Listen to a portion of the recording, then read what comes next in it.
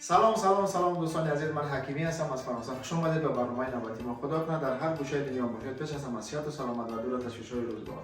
دوستان عزیز، این روز فوتبالی یک چهارفینالی جام ملت‌های آسیا برگزار گردید که تیم ملی تاجیکستان با تیم ملی اردن با هم رقابت کردند و متاسفانه تیم ملی تاجیکستان با حساب 1-0 باخت.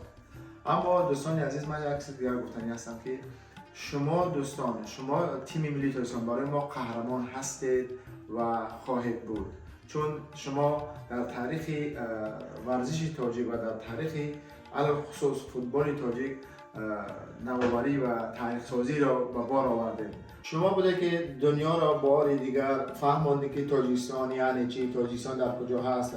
تمام رفیقایی که در فرانسه داریم همش میگن که بچه ما نفهمیدیم که تاجیکستان در کجای زمین، در کره زمین جایگاه شده. به خاطر چی؟ به خاطر فوتبال. من خود دوستان عزیز، من بارها تاکید کردم و گفتنیم و بازم میگم که تمام مثلا طرفداری و نمیفهمم چی میگن سپانسری کردن در تیم ملی مثلا کشورها فراموش نسازید که تیم ملی کشور یکی از معرفیگری ملت تاجیک در عرصه جهانی است و شده است. و دوستان عزیز، بازم من میخوام مراجعت به فوتبالیست‌ها بگم که شما دوستان، شما رفیقان، شما برادران رو افتادن نشوید. تاجیکان فرانسه همیشه با شما هستند و خواهد بود. دوستان، این فوتبال است، این ورزش است، باخت دارد، برد دارد، مساوی دارد، همه چیز دارد. مخصوصا شخصانی که خودشان ورزشکار هستند و ورزش را میفهمند، ما میفهمیم که چقدر سخت است باختن، چقدر سخت است مثلا شکست خوردن. اما این به حکمت پروردگار است. انشاءالله که در بازی‌های آینده شما ما را بازم خوش و خرسند و سورپریز میکنیم.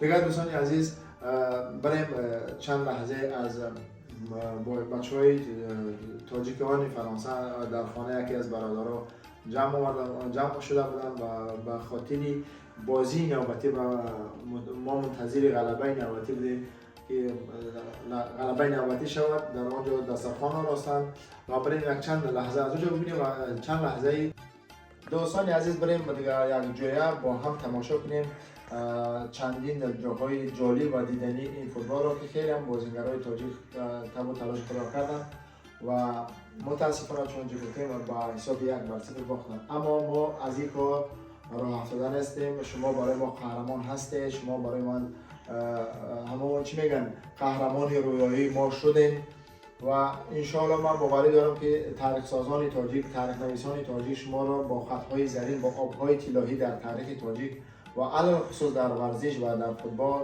با خطهای زرین نوشته میکنن و هر یک که شما و عکس های شما در دفترچه تاریخ و در کتاب تاریخ میگذارن و با خطهای زرین می نویسن. دیگه بریم با هم دوستان یک جای تماشا کنیم این بازی را. دیگه تا برنامه‌های بعدی خداوند یار و مددگار همه ما و شما باشد. تا برنامه‌های بعدی بدرود.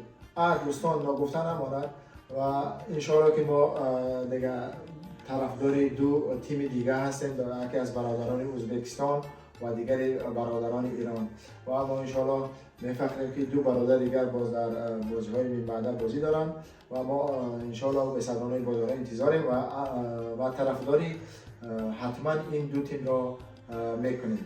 دیگر باقی خداحافظ، بریم بیاید تماشا کنیم. با نام خدا یاد خدا. سلام دوستان عزیز، امروز نصیب باشه فوتبال از یک چهارفینالی تاجیکستان با همراه اردن. ما در یک خانه برادرها جمع شدیم و ضیافت آراستیم به خاطر با برد نوبتی تیم ملی تاجیکستان و انشالله که در سر دسترخوان ما هم قریب 10 میلیون تاجیک دیگه با ما هست. اینا بینید دوستان عزیز، هم پرچم تاجیکستان یا بیرق تاجیکستان. ما با شما هستیم. انشالله ما از شما امیدهای کلان داریم. تیم ملی فوتبال تاجیکستان خدا کنه که این بازی هم ببره و با یک دو فینالی میگن چی میگن نهایی راه پیدا کنین. ما با شما هستیم و دعا گوییم که هر چیز زودتر بیشتر ما را شما خرسند و شاد بگردانید. دوستانی عزیز، چنانچه گفتیم ما بازی را منتظریم و این بازی تاجیکستان هم سر شده گیه و انشالله که دعا میکنیم که هر چیز زودتر بیشتر ما را خرسند کنن و غلبه به دست بیارن. بچهای تاجیک خیلی تلاش دارن، خیلی وای دارن و به خاطری که مثلا یوتیوب حقی چی نکنه دیگه ما هم این برنامه را نمایش دادن نمیتونیم، چون افتاس که پروا داره خودتون میدونین و اون خاطر دیگه ما دعا میکنیم همیشه که تیم ملی برنده بازی شود و 10 میلیون گم قطعی ما هست، باش ما هستیم بچهای تاجیکان فرانسه. و پیش